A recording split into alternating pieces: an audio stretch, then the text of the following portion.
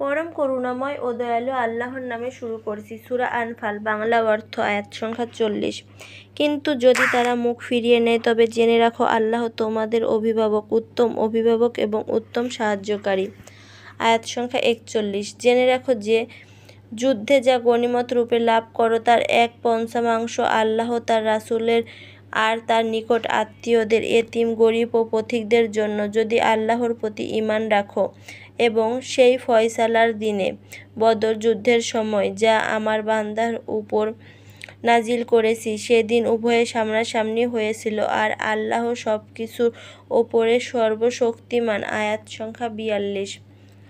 যখন তোমরা ছিলে উপত্যকার নিকটে আর তার ছিল দূরে এবং আরোহীরা ছিল নিচে, আর যদি তোমরা যুদ্ধের ওয়াদাও করতে তবে অবশ্যই তা খেলাপ করতে, কিন্তু আল্লাহ তাই সম্পূর্ণ করলেন যা ঘটবার ছিল, যেন যে মরার সে যেন প্রমাণ আসার পর মরে যায়, আর যে বাঁচার সে যেন প্রমাণ আসার পর বাঁচে।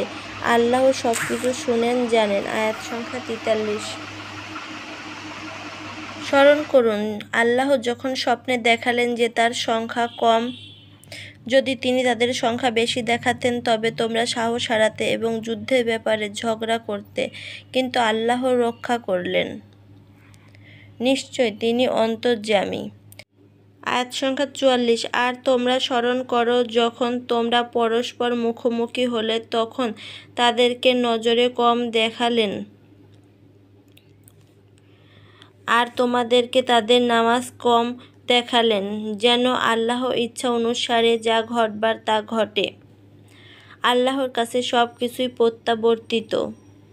প্রত্যাবর্তিত হবে। আয়াত সংখ্যা 45। হে মুমিনরা, তোমরা কোন দলের সম্মুখীন হলে দৃঢ় থাকবে এবং আল্লাহকে বেশি বেশি স্মরণ করবে যেন সফলকাম হতে পারো।